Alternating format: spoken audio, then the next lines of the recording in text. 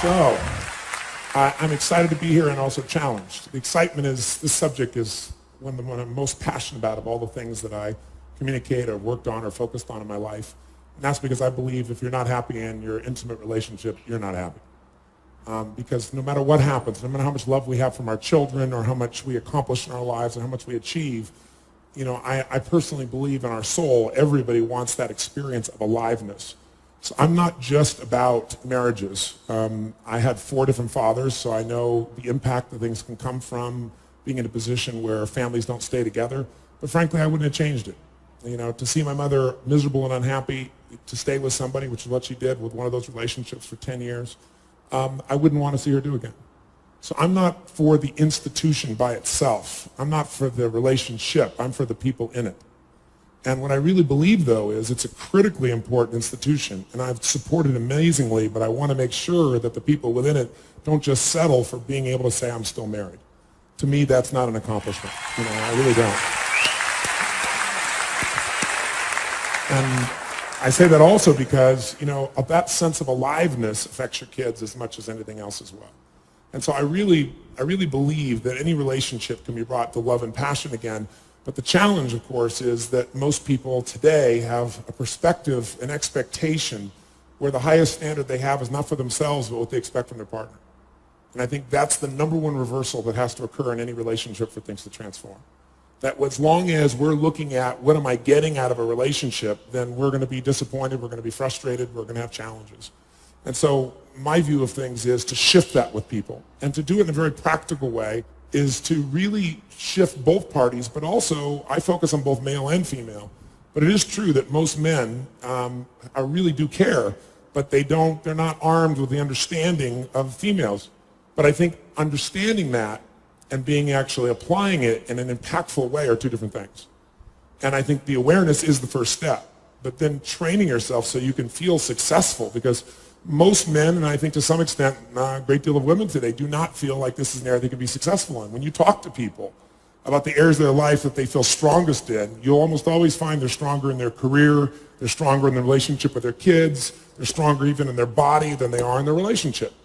And it's because it's so difficult when you're dealing with a person who is, got all these energies and thoughts and feelings that are completely different than you. And simultaneously, you have a love for them, but also you're facing the deep fear that everybody has underneath. And that fear is that love won't last. And when that happens, people start to really break up inside. So what I thought, my excitement is to talk about the subject and to really try and serve you. My challenge is, the shortest seminar I usually do is 50 hours, 50. Because I don't believe in getting up and just speaking and sharing a principle or something like that. What I really believe in is doing it. So I'll take people in a weekend and we'll talk about the principle, and then boom, we go after it so that it gets in your body. We do it enough times till you're doing it. You're not just thinking it. So, the short little time we have here doesn't come close to that. But I think I've got a format of some things I can introduce you to. So first, I want to thank you for the privilege to be here. Second, I'll tell you in advance that I'm going to try and cover a lot of terrain in a short period of time. But also, in doing so, I'd like to make it more active. And what I mean by that is, when I look around and I see the challenges that most people have in relationship, I think the number one challenge is something I've seen for 30 years. And I don't just see it in relationship. I've always wanted to know the answer to a question. I've been obsessed by the question of what makes the difference in people's lives. I grew up very poor. I'm talking to my 4th father, and I'm saying, Mom, I'm confused. I was not popular in school. I love people. So I was passionate about figuring out what's the difference in people. Why is it that some people are given everything? The type, they really do have parents that love them, that are there for them. They have tremendous educational background. They have all the economic resources, and they end up spending their life going in and out of a rehab. They had all the resources. And then you meet somebody who's been, abused, or no one's been there for them, or they've been physically abused or sexually abused, or the worst things you could possibly happen to a human being. And they turn out to be some of the finest human beings you'd ever meet in your life, who are out there working to help other people and make a difference. So we all want to believe that our lives have turned out because of our biography. And the reality is we can all find people with a horrible biography who have an extraordinary life, and we have people with an extraordinary biography who have a life that none of us would want to trade with. So what's the real challenge? And I believe that the challenge in relationships and in life, in every area, is emotional fitness. That it starts with how emotionally fit you are in a relationship. And there are patterns that make people emotionally unfit. There are patterns that make people frustrated. There are patterns that make people depressed. There are patterns that make people angry. There are patterns that make people feel sorry for themselves. And there are also patterns that make people compassionate, playful, physically passionate, emotionally strong. You know, there are different patterns, and they stand out to you when you've been around that many people. So I've had now 50 million people get my books and tapes, but I've been with 3 million people face-to-face from 80 countries. And when you're around those many people, the pattern becomes clear. And I've been able to use those patterns, and that's what I want to kind of expose you to tonight. And frankly, you know, I think these patterns are common sense. But, you know, how many of you notice that common sense is not too common? You know, everybody's like, oh, yeah, that's simple. But, you know, a lot of people say, I know this stuff. Well, if you're not doing it, you don't know it. You understand it. And understanding and $3 will almost get you a cup of Starbucks these days, you know? It's really nice to understand things, but that doesn't change anything. You got to get in your body and actually do it. But I've learned enough of these patterns that now, over the last, 20 years or so, of the 30 years of my career, I'm the guy that gets the call when the fire starts. You know, when the athlete is burning down on national television and something's got to be done right now to turn them around. And, I either get them or I don't, and for 30 years I've gotten them. That's how I've built my reputation. And that you've got to produce results right now. And I'm able to do that because of an understanding of these need structures I'm going to talk to you about. Or I get the call when the child is going to commit suicide, or the adult. And in 30 years, knock on wood, I've never lost one suicide in 30 years. That doesn't mean I won't someday, but I never have, not one single time out of the thousands of suicide attempts. And it's again because of understanding these needs I'm going to talk to you about. I get the phone call, in the middle of the night, true story, and it's the President of the United States saying, Tony, they're going to impeach me in the morning. What should I do? And I say, could you have called me sooner? True story, So in the experience of looking to make those changes and looking at how to change, same thing in relationships, couples that are gone, the films that I wanted to make with Chloe said, let's not make films with couples that have troubles. Let's make couples that look like they've gone beyond the edge. By anybody's estimate, there's no way to turn it around. Because by that extreme, when someone watches the film, they look at their own life and they go, my God, these people can do it, and they did here, I could do it too. That's the contrast we want. But the basis of all that I do comes down to knowing that the difference in your life, your relationship, your physical life, your emotional life, any aspect of your life comes down to this sense of psychological strength or emotional fitness. And what I mean by that is this. Let's go straight to relationship for a second. What is relationship really about? Intimate relationship. Well, other than a friendship, the only difference between a friendship and an intimate relationship should be intimacy, which is why we call it love and passion. So just hanging out together for the sake of the kids is not something we're talking about here. Now, if you're going to have that incredible relationship, it's all based on emotion. It isn't based on logic. When you fall in love with somebody, you don't make a checklist and go, I like this, hate that, this is good, hate that, this is good, don't like that. How do you fall in love? What do? You focus on every little thing you could possibly like or love about this person, and you fully associate to it every way, and you tell all your friends until you make them sick, right? And you're talking about him, you're thinking of those person, I love when she does this, I love when he does that, that's an amazing, and you're talking about him, you're thinking about him, and you put whole bottles of cologne on, and in the middle of the night, you take extra showers, middle of the night, you're thinking about him, you call him up, it's 2 o'clock in the morning, and you go, I was just thinking about you, sorry to call so late, but were you thinking about me? And they say yes, and you're like, Who's been there? Raise your hand and say I. Yes. Now, if you're not raising your hand, we really have problems for you at this stage, right? So what's interesting is that experience, how long does it last? That was really a long, quiet answer to that one. Can it last forever, yes or no? Yes or no? Notice I got people that work with people in their relationships saying, no, that's not encouraging. Yes, because many people in this field think, oh no, that's a phase in the relationship. That phase, where everything is just la la la, beautiful, and having that expectation is, that's what's wrong with people. They need to lower their expectation and get realistic about marriage. That is not what it's about. I want to tell you something. I've spent the last 20 years of my life interviewing people that are having amazing relationships, who've been together 20 and 30 and 40 years, and they don't just hang out, they love each other, and they're passionate for each other. Passionate. I interviewed a couple who came to one of my seminars. It wasn't a relationship seminar. And they're at a program I call Date with Destiny that I do. It's a 6-day program. And for 5 days in a row, this couple sat in the front row. He was 92 years old. She is 89. And they were playing so full out. I mean, so full out, because my seminars are not about just sitting and listening. We do stuff. But during any break or sense of a break, they were touching each other, holding each other, and it was getting out of control. It was like, get a room. And so, I mean, it was really tough, and they kept me in the front row. I was a little distracted here, So finally I stopped everything I was doing, and I said, I want to interview you two. Come up here on stage. And I brought them on stage, got 2 chairs, and I said, I want to understand something. I said, you guys have been married how many years? 52 years. That's amazing. Now, clearly you love each other, but it appears you also love each other. And they said, oh, yes. And I said, you guys seem to have a lot of passion for each other. And they both said, oh, yes, of course. I said, what's the secret to your 52 years? And the lady said, well, you can't just love, gotta touch. And everybody cracked up, And I said, well, so you still at this age have great physical passion? They said, of course. And he said, oh my God, I live for it. He's 92, right? And I said, well, what's the secret to your physical passion? And she said, well, we try anything once, and if we like it, we do it again. I thought, okay, that's good.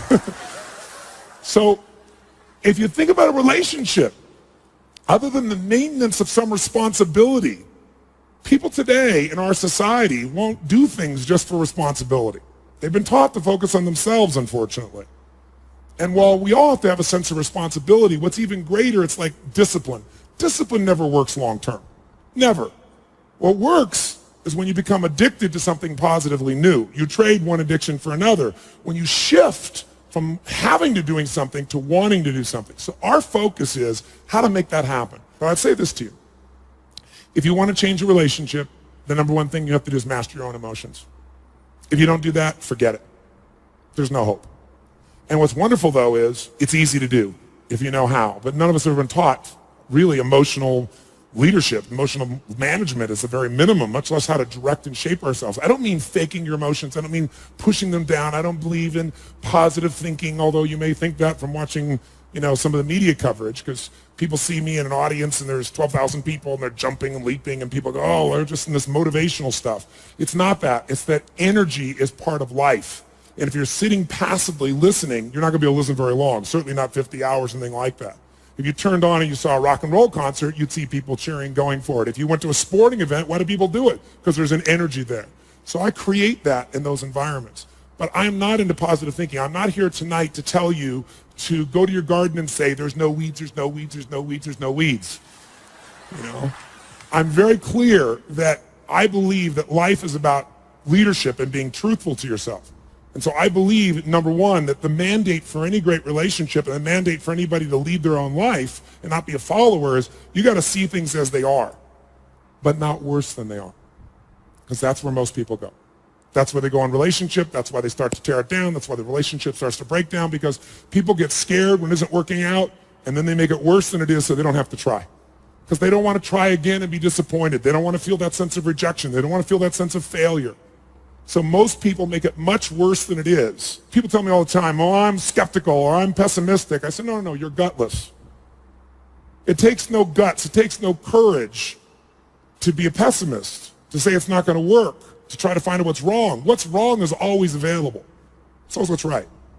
So I'm not into positive thinking, but I am into intelligence. And intelligence says, see it as it is.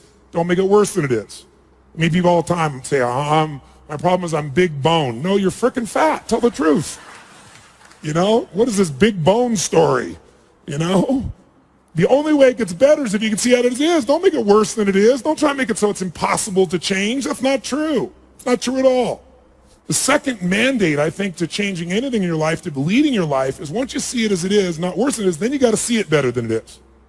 Because that's the thing that's missing from most relationships. There's no vision.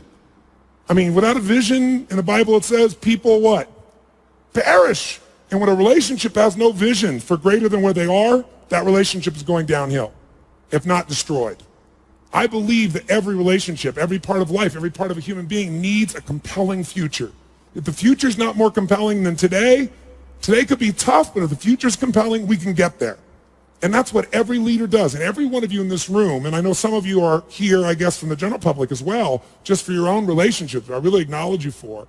But I know that you're from the military here, I know the therapists here, people from all walks of life. You're all leaders. What's your job? To lead. Your job is to help people see it as it is, not worse than it is. What's your job? Help them create a compelling future. See it better than it is, so there's a reason to give my all again. Otherwise, there's just no juice. There's no energy. Why? They'll go through the motions, complain with each other, not really believe it's going to work, and nothing will change. And then finally, the third step that we've all got to do if we're going to change our life or anybody else's is make it the way we see it. And that's where strategy comes in. I try to take things that are complex and make them as simple as possible. I've noticed most people in the psychological world try to make it as complex as humanly possible. Because it makes us feel so sophisticated when we can talk with all these complex words and elements and so forth, and we can really, we got our degrees and we're somebody. But you know what? That doesn't help anybody. So I look for a nickel word and not trying to sound harsh to get to the heart of something. I'm trying to take something complex and make it simple so that people really will apply it. And that's the focus here. So if you and I were going to talk about relationships as a whole and say, what are they? I come back to the base of it. It's all emotion. That's all it is.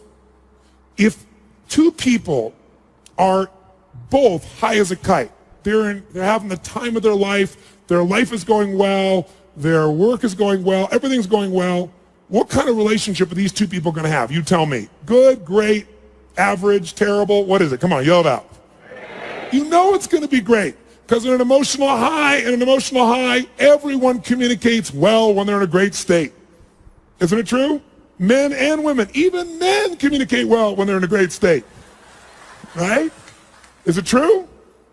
So this is the key. Now, if you've got those same two people and they're in an okay state, life's okay, business is okay, kids are okay, career's okay, mother-in-law's okay today, whatever. If they're both okay, what's the state going to be like? What's the relationship going to be like? You can predict it. What's it going to be like? Good, great, average, what would you say? Average. If both people are suffering, they're hurting, they're in pain, frustration with their work, overwhelmed with their kids, some challenge with a family member, hitting a stage of life where they're questioning their identity or their future or what they can do. They don't have a compelling future. And they're both in a low state. You tell me, you know it, you've got the experience. What kind of relationship? Good, bad, great, horrible? What would you say? Quick. Sucks. Technical term. Thank you, sir. It sucks. Yes, that relationship is going to suck in the technical term. That relationship is going to have huge challenges because in that state, you're in the danger zone. People are going to say things, they're going to react to each other, they're going to respond in ways that really aren't a reflection of who they are, they're a reflection of the state they're in. How many of you have ever snapped at somebody, had nothing to do with them, it was just the state you're in, your body was hurting, you're going to something? Who's ever done this? Raise your hand, say I. But the problem is, we have a much higher standard of what we expect from our spouse. And when they do something like that, we rarely forget it, right? And so then it starts to stack. So as Chloe described the process of stacking great memories, most people get to where they are to the point of seeking you out because they've stacked the negative experiences. They didn't just take one experience and come to you. It's a series of experiences usually that have stacked and stacked and stacked until now it's like if I took my arm here and I rubbed your arm like this, no problem. But if you get a scab there and we touch you with a feather, you're going to jump out of your skin. It's the same thing of where people are. So building emotional fitness is the number one gift you can give anybody, because otherwise if they come sit down, and I can't stand it when I sit down with couples like this, they're such whiners. And I just tell them that. He does this, she does that. I say, do you know what you sound like? Let me record this and play it back for you. Because we live in a world where everybody's focused on what they're not getting. And as you do that, there is no relationship. A relationship, when you're in love with somebody, what will you do for them? What? It's not a trade. It's not a, okay, I did this because you did that. That's it. All you have is a transaction. That's why I honestly don't like the word partner. Because partner, it's a transaction. You got a business going. We got a deal here. We got some rules that we'll abide by. And I think that that is a reflection of what most marriages have become today, because our culture has hypnotized us. Our culture has hypnotized us into believing that this is what you should adjust to. And frankly, I know many therapists who are constantly trying to adjust to someone and say, well, no, this is just, you have to adjust to this stage of your relationship. This is where it is now. That spark that people had initially can come alive at any point, but it can't happen without the emotional fitness. So you and I, if we're going to transfer this to somebody else, frankly, we got to have it too. And think about this. Base of emotional fitness is energy. If you're exhausted, how the hell are you going to have passion in your relationship? I mean, people come home and it's like, even, especially if, let's say, one's kind of excited for whatever reason, kind of frisky or excited to be with that person. Let's say that lucky moment happens. Usually the other one's like, oh, honey, I love this, wonderful, but I'm exhausted. I got to eat something. I got this to do tonight. I got to prepare for that. I got to answer my 500 emails. And it just drops to the floor. So here's the scary part. I think most therapists accept this as a standard of like, this phase of the relationship, this excitement, this passion can't last because frankly, you're tired. Most of you all day long are dealing with so much of other people's stuff, dealing with it day after day. There's a stacking for you too. Now, why don't we apply it? We're smart people. We're intelligent people. I'll tell you why. 2 reasons. The main reason is that everyone in this room, including myself, we had a horrible experience, and that is we went to a 20th century school. I call it horrible because it conditioned all of us to be passive, just like you've been for the first 10, 15 minutes of my talking. You're all in your schoolroom, classroom. I can see you. You're being very nice to me, and I'm very grateful for it. But see, what did a 20th century school prepare you for?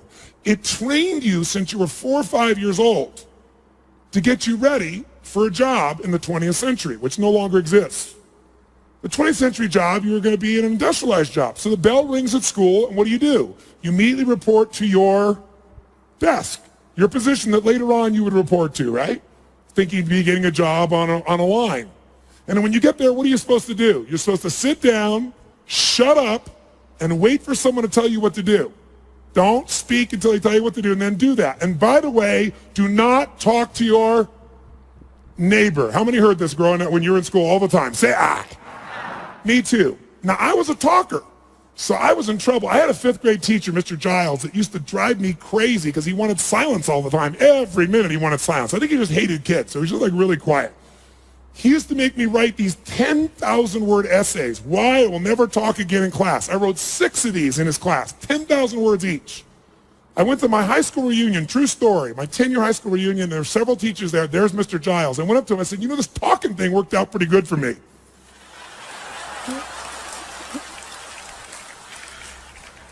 Here's my point, though. My point is, we've all been taught to passively take in information, right? So as you're sitting here right now, even if you're having a good time going, well, this is interesting, or this makes sense, or man, he has big teeth, or whatever you're thinking inside your head, if you're sitting here and you're passive, even if you're having a good time, the state of mind you're in gets linked to what you're learning. That's why when I'm working with people, if they're passive, they listen, even if they agree with you. Yeah, that makes sense. Yeah, that's really good. They get linked to that state. So later on, they feel equally inspired about doing it. Yeah, I should probably do that. Yeah, I should probably do that. So today, if you don't talk to your neighbor, you're out of business. Today, if you wait for someone to tell you what to do, it's over, especially in a relationship. If you're going to make anything happen today, it has to be completely proactive and different, and yet we're all still hypnotized. So I'm going to ask you to try something new, and that new thing is this. When we're doing this seminar right now, and we take some information in, if you listen to me passively, research shows you'll remember less than 10% of what I said within 3 months. In fact, some studies is less than 30 days, which basically means you wasted your night, and I did too. If you listen and take a few notes, research shows even if you're going to read the notes again, it goes up to 40 to 50% retention, because just the physical act of writing it down drives the groove deeper in your body. If you listen and you take notes and you physically actively use your body, it goes up to 90 to 95%. That's like if you yell back the answer, if you engage your nervous system, because the groove goes into an active mode, not just a deeper memory. So I'm going to ask you a couple things. One is, if I ask you a question, if you would, yell back the answer. That's not so we have a rah-rah session here, because as I told you, I don't believe in positive thinking, but because it'll go deeper and your energy will be higher. How many will do this? Say aye. Aye. All those opposed? Motion's carried. Okay? Second thing is, if you really want to shift, then the fastest way to change your life is to get back in the growth mode. I don't care what it is. If you want to know what makes people happy, it's one word: progress. It's not achievement. Achievement gives you happiness for a moment. or maybe a week, or whatever it is you think you've got. When you get there, it doesn't last, because life is growth. We're either growing or we're dying. We all know the phrase, but it's because it's true. You know, phrases that have been overused and sound stupid at this point, the reason they've been overused is because they're accurate. And if you're going to be alive, progress is it. If you want your body to feel alive, you got to make progress. If you want your relationship to be alive, there's got to be progress. If people experience progress, they are happy. If they don't, they won't be. I don't care what they achieve. I don't care where they go. So progress, if you're going to make it, the first place to start to get it is be like a kid again. It's getting people to break their patterns. All the problems in relationships are based on patterns. You interrupt the pattern that doesn't work, it's so easy. But to do that, you got to break your own. To do that, you got to have enough energy. So what I'm going to ask you to do is to be a kid again. Because when you're a kid, you try anything, right? Kids will do anything. If a kid tries something and it doesn't work, they don't feel like a failure. They just get up and try something else. But if an adult tries something and it doesn't work, they go, did anybody see that? No, never doing that crap again. It's bizarre. So here's what I believe. What's missing from relationships, what's missing from people's lives. Most people have a low standard for what they expect from themselves. That's it. That's it. Sorry to be so simple, but that's it. And so the way to raise your standard around is get around where it's better and let something hit you. Because most people don't have great role models. And when it comes to physical body, I started to notice all my friends talking about, oh, I'm getting old. They were 48, 45 years old, 40. So I decided I'm going to spend the next year interviewing people that are over the age of 65. I'm going to seek them out and find them, who are role models for me, because I want people over age 65 that are extreme athletes, that are performing better than 25 and 30-year-olds. Because I'm going to find out what it is that makes them tick. Because that's what I want. I want a long, passionate, extraordinary life. So the first woman I found, 72 years old, Sister Madonna, Catholic nun who did not exercise in any consistent way till she was 40. At 40, she was getting a little plump and decided she was going to go for a little walk. And each day she walked a block further. Within a year, she was running 10Ks, and then all of a sudden marathons. And from the age of 40, picture this, to the age of 72 when I interviewed her, over those 32 years, she ran more than 350 Ironmen. Now, I mean, this is unbelievable. I want you to picture this. Waking up on your 71st birthday, you fly to Hawaii to celebrate your 71st birthday. You wake up that morning and decide the way you're going to celebrate your birthday is to run an Ironman. So you get up in the morning, you're 71 on your birthday, and you run a marathon. Then after your marathon, you go for what, a 2.5-mile swim. Then after that, you jump on your bike for 100 miles. Now picture this, you're at mile 45 roughly, and you are passing 35-year-old men. Better yet, pretend you're the 35-year-old man that a 71-year-old woman is passing. Sister Madonna got to mile, I forget the exact mile, but about 67, 68, 69. She was more than three-quarters. She only has like 25 miles to go, and the whole thing's done. And she's on the big island of Hawaii. And if you've not been there, it's beautiful, but it's desolate. Because you know what's happened is there's no trees. All the lava's come down and wiped out everything. So it's very rocky, and since there's no blockage, there's lots of wind, and the wind's picking up, and it's coming right at her. And she's coming to the end of this thing. She's, maybe got 25 miles to go, and the wind's picked up to 35 miles an hour, then almost 40 miles an hour, and she became a flying nun. It picked the wind, smacked her and her bike, lifted her and smashed her on the rocks. She broke her hip, split her clavicle, cut her face. They took her away in an ambulance. The next year, they started to vote, and they were deciding that they were not going to let anybody over the age of 55 do this because it's too dangerous. So she protested and came up and did it again at the age of 72 and completed it. How's that for some determination, huh? Think of those standards. Think of what's possible. The average person, I'm tired, I'm stressed, and they're 50. Right? I interviewed a man 98 years old. The way I met him is at the New York City, each year they have a race up the Empire State Building, up the stairs. And obviously most people running are 20, 25, 30 years old, maybe 35. 98 years old, running up the Empire State Building steps as a warm-up to the Boston Marathon. So here's what I say to you. If you want to bring a gift back to the clients you work with, the first one you better bring is a renewed energy. A different standard of what you expect from yourself, because the energy is transferred to people. Words by themselves don't do it. If you take these words and you think of words like a little stick pin, you buy a blouse from a little stick pin, that's a word, and I throw it at you. Will you feel it? Maybe. But if you wire to the back of it an iron bar called emotion, boom, You can put that right through somebody's heart. And it's hard to do that if you don't rejuvenate yourself. So here's what I like to do. Ever seen a kid walk through a living room and they kind of like, you know how old somebody is by the way they move, don't you? The older somebody is, the less they move. Total rigidity is also known as death. Now, did you ever watch a kid do this when they're a kid? They're kind of like walking around, they walk through the living room like this, and all of a sudden they go, woo! They just keep on walking like nothing's happened. Whoever did this when you're a kid, come on, say I. Okay, well, I want you to get in that kind of a playful mode. My way of looking at this is this. If you're not a kid, you're not flexible. If you're not a kid, you're not still learning. If you can be in that mode, you don't take yourself so seriously, you can add so much more value. So my view is, at 47, I'm still a kid, and the way I use this is this metaphor in my mind. I imagine that my metaphor for life always as a test is if I'm walking along and there's been a big rainstorm, and now there's a big puddle in your way. Regardless of your chronological age, your psychological age is the one that affects you, isn't it? I mean, you know, these people I talked to you about, chronologically, they're old, but psychologically, they're much younger than 20-year-olds.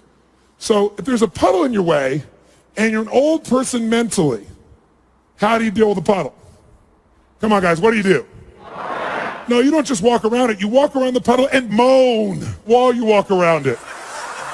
Isn't that what old people do? What does a kid do when they see that puddle? What do? Wham, right? How many of you are willing to be a kid with me for just about 90 minutes? You can always go back to being an old fart later if you want to. Raise your hand, say I. Okay, I'm going to give you a test. Stand up. Shake your body out. You've been sitting for a while. Stretch a little bit.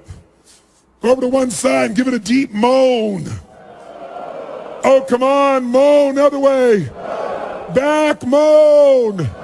Forward, deep moan. Kind of shake your body out a little bit. Get a little blood flowing in there again. Now, what determines the quality of a person's relationship more than anything else? Well, there are lots of answers to that question. I wouldn't say there's any right answer, but I would say to you the number one thing is their level of emotional fitness. Now, their emotional fitness, though, can be determined by a lot of things.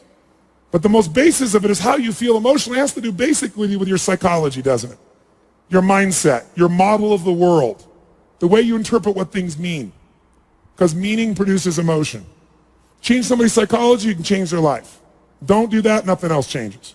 I have a friend who just made a documentary called The War Tapes. She was offered to go to Iraq and to be embedded with the members of the National Guard or whatever it was in the state she was in. And she said, you know what I want to do instead?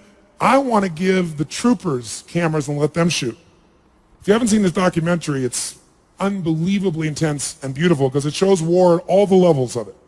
You see the humanity of it, the inhumanity of it, shot through these men's eyes. But the reason I tell you this story is I asked her what moved her most, and she said there was one man she followed up with who was blown up, and she went to the hospital to see him, and she said, Tony, she said, just brought tears to my eyes because I walked in and he had this big smile on his face, and his left arm is gone.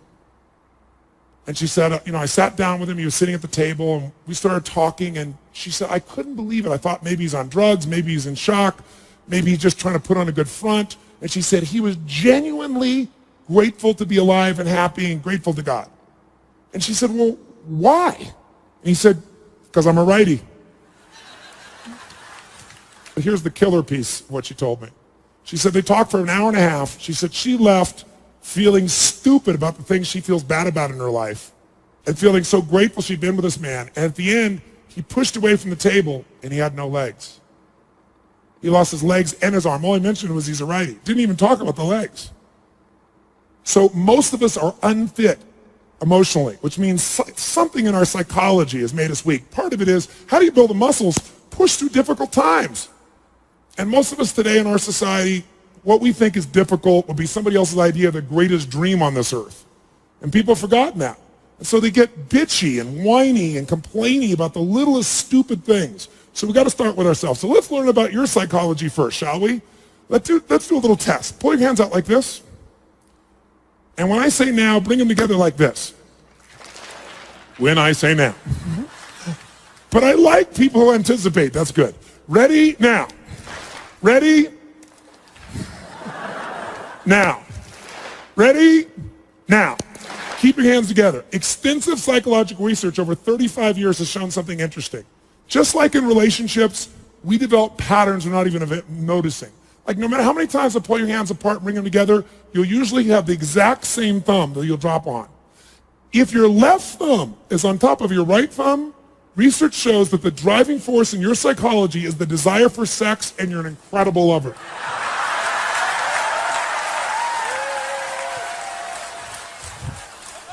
If, however, when you brought your hands together and put them back on top, if your right thumb is on top of your left thumb, then the driving force in your psychology is the desire to be intelligent, and you will make a difference and be financially free in your lifetime.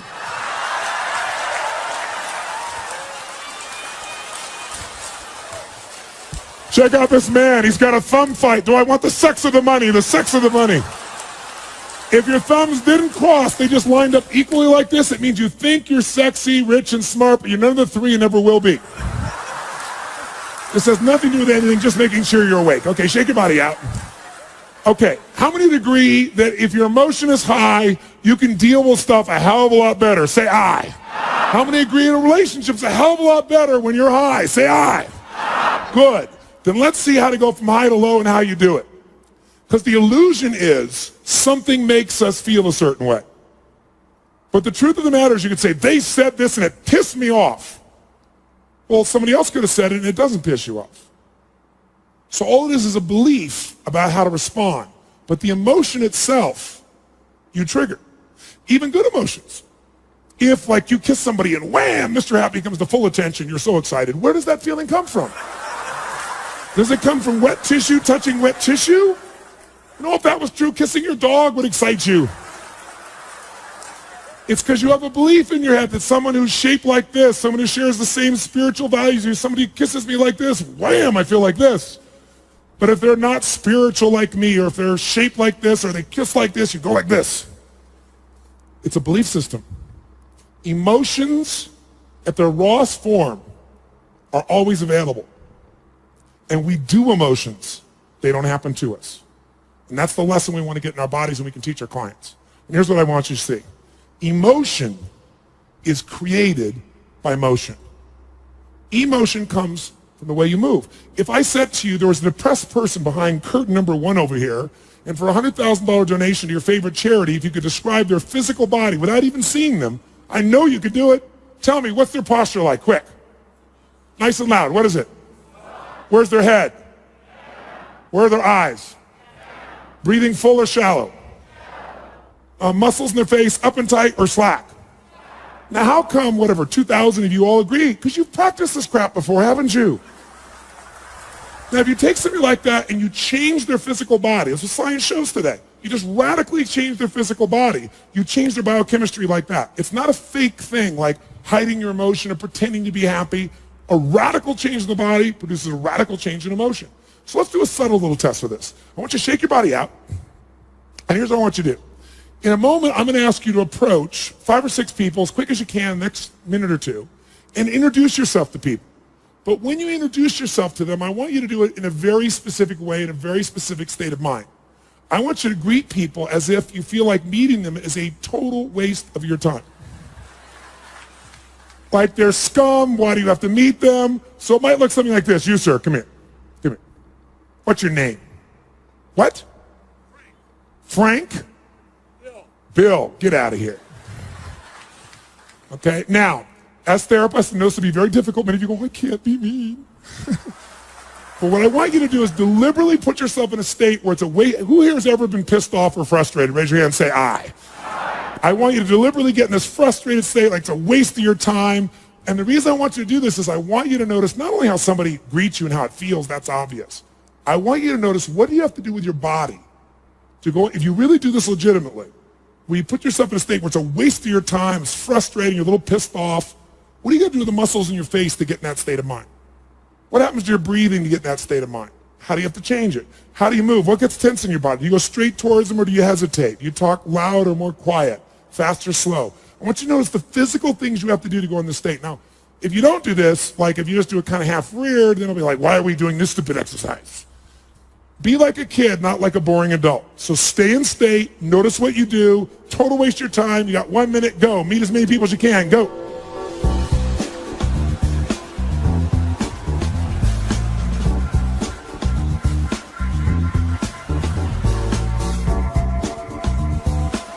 Now, shake your body out, get out of that state completely. Now, please give me an out loud answer for two reasons. It'll keep your energy high, and secondly, everyone in the room will hear the percentage of the audience that's affected. So first, did you have to change your body to go into this state? Yes or no? Yes. Did you change the muscles in your face? Yes or no? Yes. Did you change your breathing? Yes or no? Yes. More full or more shallow? Say it again. 2,000 people, different belief systems, different backgrounds, all saying the same thing. Did you talk more loud or more quiet? Faster or slower? Now notice, you all have different backgrounds, belief systems, values, come from different parts of the world. Who here's from a different country than the United States? Raise your hand. Who here's from a different country? Look at this. And you're all saying the exact same thing. Here's why. What is universal in all human beings, what God has created with us, or nature, whatever your belief system is we have the same neurology. If you use it one way, you'll produce one emotion. Use it a different way, you produce another emotion. It has nothing to do with your partner. And when you get it, you can change it. So let's try something in a different state. Shake your body out and be like a kid again, not a boring adult. And here's what I want you to do. This time when you greet people, we're going to do it in a different state. I want you to greet people as if you're deathly afraid they're going to reject you. Now, who here has ever failed to do something because of a fear of rejection? Anybody in this room? Say I. Okay, good. Then you know what I'm talking about. But here's what I want you to do. As adults, we cover up this feeling even from ourselves. We try to hide it. I want you to exaggerate what you do, so you'll notice what you're doing on a more subtle level. So you really be like a little kid. So it might be like this. You might go, sir, come here. Come here, sir. Hi, how you doing? What's your name? What's your name? Bill. Nice to meet you. Wow, you got a strong voice. Thanks. And I want you to exaggerate what you do if you're deathly afraid they're going to reject you. Notice what you do differently with your face, your voice, your body, your breathing, your tension, and see how it's different than when you're pissed off. Get to as many people as you can, stay in character, deathly afraid they're going to reject you. Go, go, go.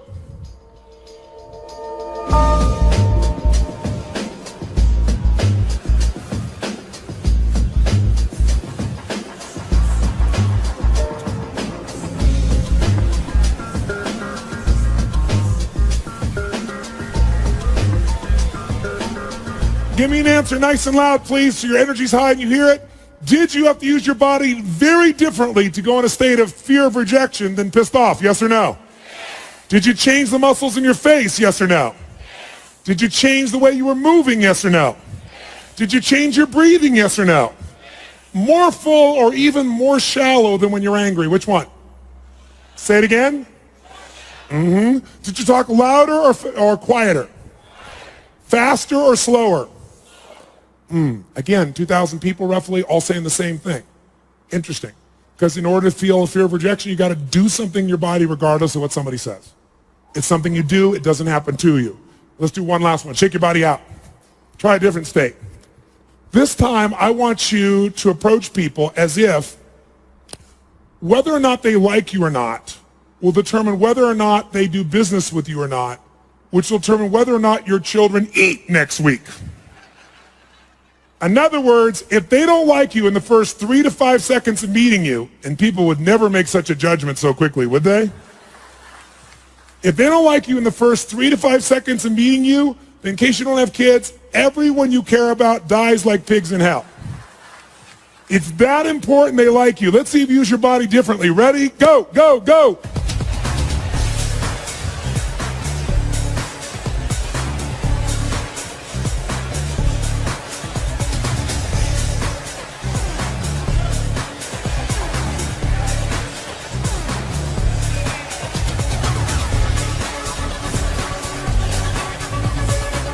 All right, did that feel better, yes or no? Yes or no? Did you use more of your body, yes or no? More of your face, yes or no? Did you breathe more full or more shallow? Did you talk louder or quieter? Did you move faster or slower? Did you hesitate or go straight for them? Did it feel good? Why? Because emotion is created by motion. If you use more of what God has given you, you will feel more. But most of us have learned to shrink how we use our bodies in the cultures we live in today. Most people's idea of exercise is fill the tub, pull the plug, and fight the current. People get injured typing today. Ooh, that hurts. Scary. Use your body, you will feel more alive. And the same thing is true with these couples. Now, was that the best greeting you're capable of giving another human being? Yes or no? Some of you are saying yes, most of you are saying no. Let's review the exercise. I said if you don't give your best, everyone you care about dies like pigs in hell. And you still didn't give your best? We need to talk. Listen, if you said no, I respect you because you were honest. Because whenever we say we've given our best, it's always a lie. Because whenever you get there, what do we always discover? There's another level. Every 4 years for centuries in the Olympics, what happens? People run faster, they jump higher, they lift more weight. Every 4 years for thousands of years. How has this happened? Drugs, that's how. No. No, that was just a recent thing. The point of the matter is, whenever you get to where you think your best is, it opens up another possibility. And this is what couples have to see. They think they've already had their best days in the beginning. And some of us have been guilty of encouraging or agreeing with that. And that's the worst thing you could possibly do. This idea, when I first started coming out doing the things I was doing, I'll never forget the attacks on me was, he's raising people's expectations and they're going to be disappointed. I hope the hell so. Disappointment. If you don't have a higher expectation and get disappointed, you're not going for anything. You're not alive. And besides, that disappointment will either drive you or crush you. You get to decide which one it's going to be. Absolutely. So, since that clearly wasn't the best one you're capable of giving, we have to take up one more level. You say, what are we going to do, get naked? No. This time what I want you to do is I want you to greet people like they're your long-lost lover or best friend. Like, oh my God, look, it's Mary. Look at her. Oh my God, there she is. Ah! I want you to greet people like your long-lost lover or best friend. Ready, go, go, go.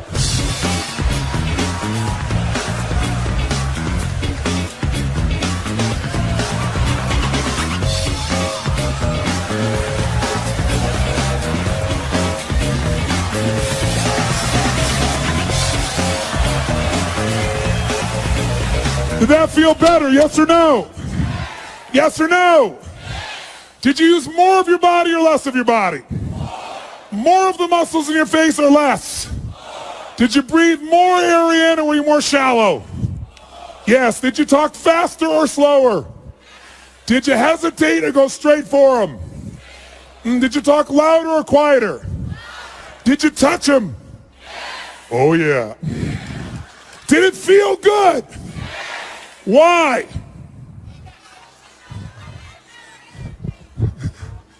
Because I told you to. Very good, sir. Thank you very much. Because emotion is created by... That's right. Now, most people get in a relationship because they're after some emotion, not another job. True or false? And for most people, it becomes a job. And then many people encourage them to stay with the job, which is a nice thing. But wouldn't it be nicer to have them enjoy the job and not have it feel like a job? And the only way to do that is we've got to rejuvenate the individual. There's nothing worse, nothing on earth, than two emotionally unfit people put together. Because what is a relationship's purpose? Why do we get in relationships? Someone tell me. To grow, to experience love, to be happy, to learn deep spiritual lessons, to have someone to bitch to. Thank you, sir. Very good. Someone to bitch to. Now, here's what's interesting. Everything you would say to me, whatever you're going to say to me about why we get in a relationship, underneath it, even if you say, so we can make a difference in the world together. But why do you want to make a difference? Because it's going to make you feel something. There's only one reason we get in a relationship, to magnify human emotion. That's it. That's God's gift. How many of you, when you're excited about something, first thing you think about is who you want to tell or share it with? How many of you relate to this in some way? Say, I. So some people use a friend, but the intimate relationship, if it's not only safe, but there's real love and passion there, there's no greater place. If there's trust, If there's respect, there's no greater place for this. But the challenge, of course, is most people don't have it at that level. And one of the reasons, again, is there's not that emotional fitness. Here's what you got to know.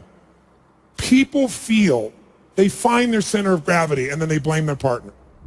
And here's what I mean by this. When 9/11 happened, I'll never forget, I had this experience. I was in Hawaii. I was doing a program there for a couple thousand people from 45 countries. We were translating 4 languages simultaneously. It was a 10-day program I used to do that was full tilt from 8 in the morning to midnight. I mean, you had people from all over the world, real leaders. And I just said, living. When do people really begin to live? When they face death.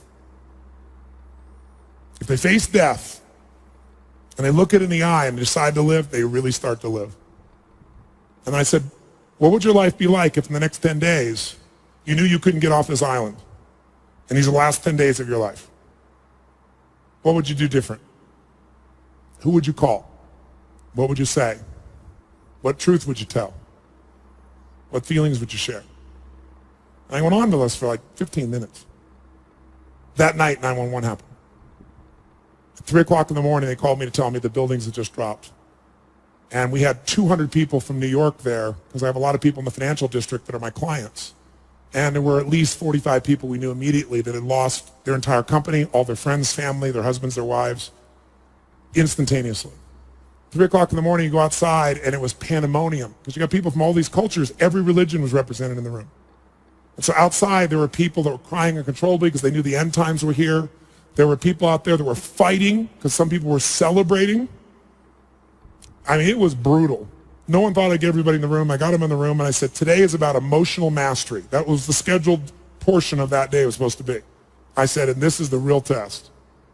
And so we brought people together, and I got people to express to me and tell each other, at the moment that 911 happened, what did they focus on? Because these are 3 decisions that shape your life. Number 1, what are you going to focus on? Right now while I'm talking, you're making a decision what to focus on, and it's what shapes your life. It shapes every relationship. It shapes your entire destiny. Are you focused on what this is going to mean to your life?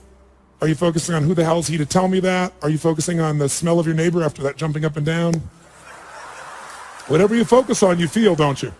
Even if it's not true, you feel it. So focus is the first decision we make. Second decision is, what does this mean? Is this the end or the beginning? If you think it's the end in a relationship, you're going to behave very differently than if you think it's the beginning. Is God punishing me with this? Is God teasing me? Is God challenging me? Is this God's reward? One shift in meaning instantaneously changes your emotion, and your emotion is your life. And then the third decision we make every moment is, what are we going to do? Pull back, go forward, give up, sit down, stand up, make it happen. So I ask people, what'd you focus on? What did it mean? What'd you decide to do? And people stand to share this. And afterwards, one woman raised her hand, and she was from New York, and she said, last night after your talk, she said, my boyfriend had asked me to marry him. And I told him no, because my previous fiance had been murdered and killed, kidnapped and killed. And she said, I'm not over that. And he said, well, you go to that stupid seminar, then it's over between us. And she said, then fine, it's over. And she said, then when you said that first night, I got chills. So I called him last night at midnight to leave a message to tell him how much I love him, that I want to marry him. And she said, he called me back at 3 o'clock this morning.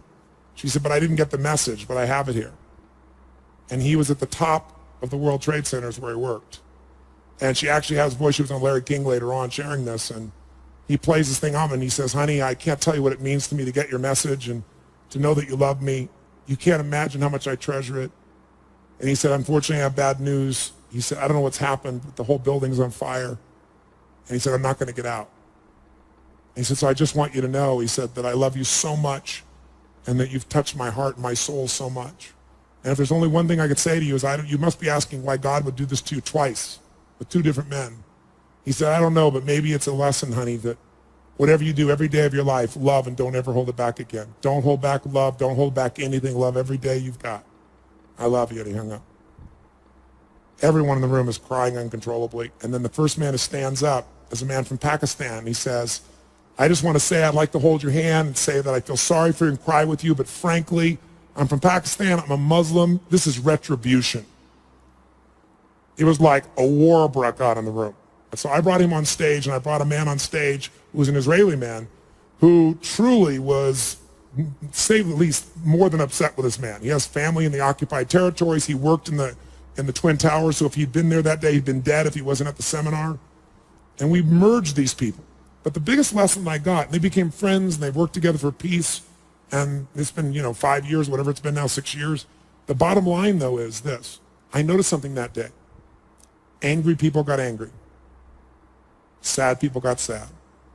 Worried people worried. Loving people loved. This one woman was so pissed off, so I went around and asked her about things. She wasn't from America. She knows no one in New York City. This didn't affect her in any way, and yet she was raging about this thing. I said, you just get pissed off all the time.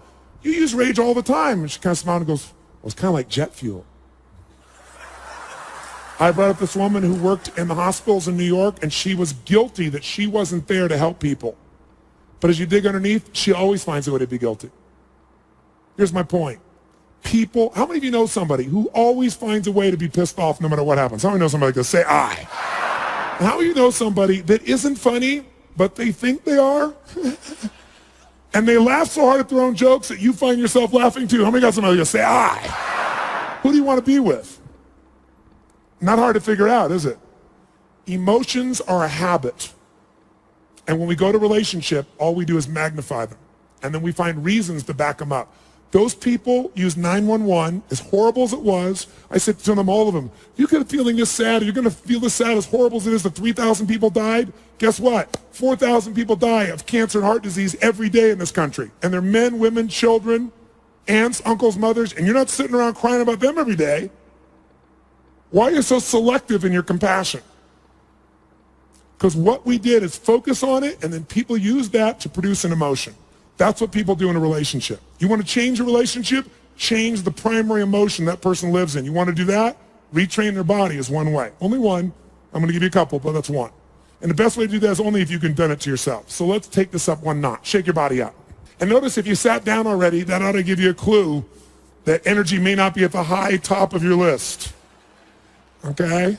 It's like, oh my God, let me sit down and get comfortable. I'm not being critical of you, but just notice if you went for the path of least resistance, that's not signing up real well for your ability to transfer that to somebody else. So, but it's a new muscle, so let's use it. Let's do this. How many of you would like to have more joy, more excitement, more passion, more ecstasy in your life right now? Raise your hand, say I. And if you really want it, you got to do it. Because emotions don't just hit you, they are triggered, and you can trigger them through motion. So here's what we're going to do. Shake your body out, and in a second here, we are going to shake this building with our energy. What I mean by that is, we are going to celebrate for no good reason. And here's why I say that. You don't need a reason to feel good. Why do you have to justify feeling good? And if you think that's weird, think about this. Most people don't need a reason to feel bad. Isn't it true? How you feeling? Like crap. How come? Woke up. And people go, I understand. But if you say to somebody, how's it going? I feel so good. How come you feel good? I don't know. I just feel good. Take that guy to the funny farm. Isn't it sick that we live in a culture that if somebody's happy, we want to know why. But if they're sad, we understand. That's where it is. So we got to change that pattern. So here's what you're going to do. Most people in our culture never celebrate anymore, and a relationship without celebration is a dead relationship. It's dead. Celebration is a secret to joy. Joy in a relationship is the basis of anything. That's where love can grow. So one of the things we got to do is learn to celebrate. Now, when do people in our culture celebrate? Like go crazy like a little kid, and it's socially acceptable. When? When you graduate from school. Yeah, I did it. I have to go to work. When else do people celebrate? Come on. They have their first child. It's a boy. It's a girl. And you hug strangers, and it's beautiful. Everybody accepts it. Any other time, you're weird. When else can you really cut loose and celebrate? You have your first orgasm. Good, sir. Very good. I did it. When else? That's right. Around the world, this is the weird thing about human beings, when a local sports team wins a national championship, show me. Come on, show me what people do. Come on. Yeah. You scream, yeah, we did it. What is this, we did it? You didn't do We did it. You watched. but I'm glad you finally make it okay to feel happy for a day. Isn't it a weird thing culturally that we're going to make our happiness tied to someone else's performance that we can't control just based on living in a city? But at least the city goes crazy for that one day. See, you don't need an excuse to feel good. How many got more than enough reasons to be happy and grateful for your life, for your health, for people you love? Say I. So all you got to do is retrain your body to celebrate instead of training yourself to fit in. How many of you have ever lowered your happiness or your joy or your energy because someone else wasn't feeling as good and you didn't want to offend them? And does it make them feel better? Your playing small does not make them big. All it does is lower the standard, and most of us have learned to do that. So if you're going to lead, you got to step out of it. So let's do this. We are going to celebrate just to get that energy in our body. On a scale from 0 to 10, where 0 is dead, 10 is unstoppable intensity, go to 20. Now to do that, in case you haven't celebrated in many years, I'll remind you. First key to celebration is your feet must come off the ground. None of this, eh. I know it looks cool, but when you actually rise up like this and you extend, you open your diaphragm, which changes your biochemistry instantly. It doesn't happen when you do this. Second key is you must use your voice. How many of you and your kid used to make all kinds of weird noises? Come on. Make some crazy sounds out loud. Come on.